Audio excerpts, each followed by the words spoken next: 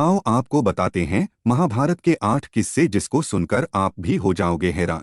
प्रतिदिन लाखों लोगों के लिए युद्ध भूमि के पास ही लगे एक शिविर में भोजन बनता था। युद्ध की शुरुआत के पूर्व के दिन लगभग 45 लाख से अधिक लोगों का भोजन बना। इसके बाद प्रतिदिन जितने योद्धा मर जाते थे उतना भोजन कम कर दिया जाता था। लेकिन यह पता कैसे चलता था कि आज कितने योद्धाओं का भोजन बनाना है? इसके लिए भोजन व्यवस्था देखने वाले उडुपी के राजा हर दिन शाम को जब श्री कृष्ण को भोजन कराते थे तब श्री कृष्ण के भोजन करते वक्त उन्हें पता चल जाता था कि कल कितने लोग मरने वाले हैं और कितने बचेंगे। कहते हैं कि इसके लिए श्री कृष्ण प्रतिदिन उबली हुई मूंगफली या चावल खाते थे।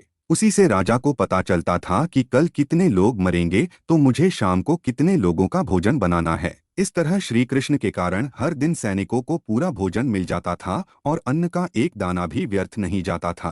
महाभारत क्या है? महाभारत की रचना किसने की? महाभारत का महत्व क्या है? महाभारत एक प्राचीन भारतीय महाकाव्य है जो हिंदू धर्म में एक महत्वपूर्ण स्थान रखता है। यह दुनिया के सबसे लंबे महाकाव्यों में से एक है जिसमें लगभग 1.8 मिलियन शब्द हैं। महाभारत दो भाइयों पांडवों और कौरवों के बीच एक महान युद्ध की कहानी है। यह युद्ध कुरुक्षेत्र में हुआ था जो भारत के हरियाणा राज्य में एक ऐतिहासिक स्थान। महाभारत की रचना महर्षि वेदव्यास ने की थी। वेदव्यास एक महान ऋषि थे जिन्होंने कई अन्य महाकाव्यों और ग्रंथों की भी रचना की थी। महाभारत की रचना का समय लगभग 3000 ईसा पूर्व माना जाता है और महाभारत हिंदू धर्म में एक महत्वपूर्ण महाकाव्य है। यह हिंदू दर्शन और आध्यात्मिकता के कई पहलुओं को दर्शाता है। महाभारत एक नैतिक कहानी भी है जो अच्छे और बुरे के बीच संघर्ष को दर्शाती है।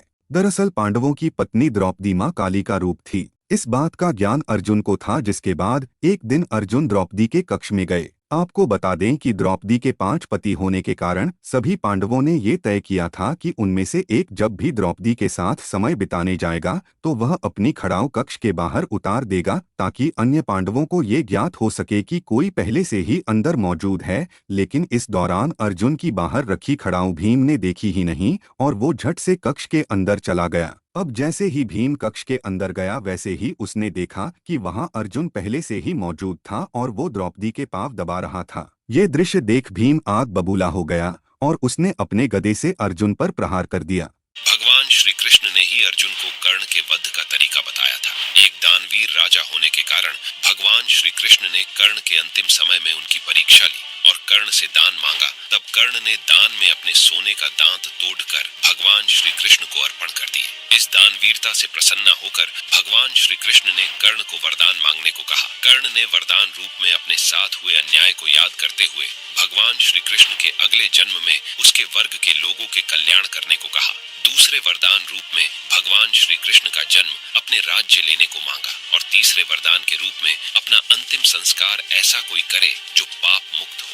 वरदान देते हुए भगवान श्री कृष्ण ने सारे वरदान स्वीकार कर लिए, परंतु तीसरे वरदान से भगवान कृष्ण दुविधा में आ गए और ऐसी जगह सोचने लगे जहां पाप ना हुआ हो। परंतु भगवान कृष्ण को ऐसा कोई जो पाप मुक्त हो यह समझ नहीं आया। इसलिए कर्ण का अंतिम संस्कार भगवान कृष्ण ने अपने ही हाथों से किया। कौरव भाइयों में सबसे बड़े दुर्योधन के बारे में कहा जाता है कि वह स्टील जैसे अत्यंत मजबूत शरीर के साथ पैदा हुआ था, इसलिए उसे हथियारों से चोट नहीं पहुंचाई जा सकती थी। इसने उन्हें महाभारत की कहानी में एक कठिन और महत्वपूर्ण पात्र बना दिया। दुर्योधन को वास्तव में मजबूत के रूप में देखा जाता था, लगभग जैसे उसके पास जादुई ताकत थी। यह दर्शाता था कि चुनौतियों का सामना करते समय वह कितना दृढ़ और बहादुर था। इस विशेष गुण ने महाभारत को और भी रोचक बना दिया क्योंकि इसमें असाधारण क्षमताओं वाले पात्र थे।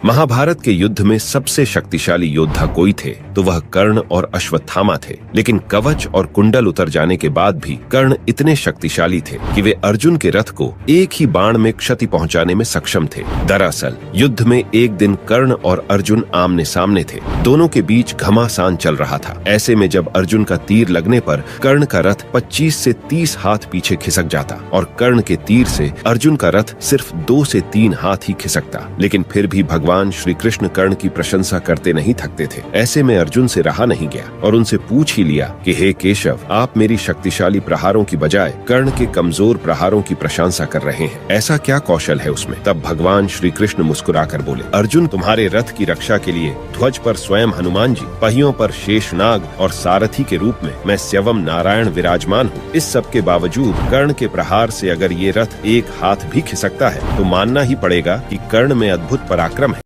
महाभारत की पुस्तक में 18 अध्याय हैं। कृष्ण ने कुल 18 दिन तक अर्जुन को ज्ञान दिया। 18 दिन तक ही युद्ध चला। गीता में भी 18 अध्याय हैं। कौरवों और पांडवों की सेना भी कुल 18 अक्षौहिणी सेना थी, जिनमें कौरवों की 11 और पांडवों की 7 अक्षौहिणी सेना थी। इस युद्ध के प्रमुख सूत्रधार भी 18 थे।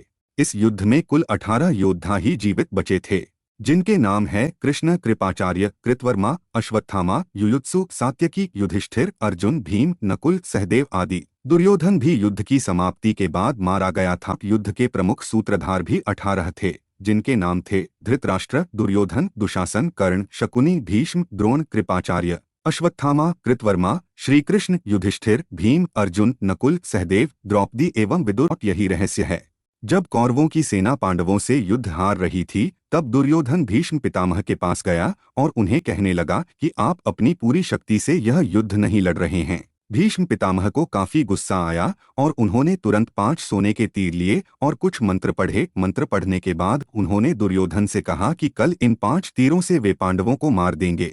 मगर दुर्योधन को भीष्म पितामह के ऊपर विश्वास नहीं हुआ और उसने तीर ले लिए और कहा कि वह कल सुबह इन तीरों को वापस करेगा। भगवान कृष्ण को जब तीरों के बारे में पता चला तो उन्होंने अर्जुन को बुलाया और कहा कि तुम दुर्योधन के पास जाओ और 5 तीर मांग लो। दुर्योधन की जान तुमने एक बार गंधर्व से बचाई थी, इसके बदले उसने कहा था कि कोई एक चीज जान बचाने के लिए मांग लो। समय आ गया है कि अभी तुम उन 5 सोने के तीर मांग लो। अर्जुन दुर्योधन के पास गया और उसने तीर मांगे। क्षत्रिय होने के नाते दुर्योधन ने अपने वचन को पूरा किया और तीर अर्जुन को दे दिए।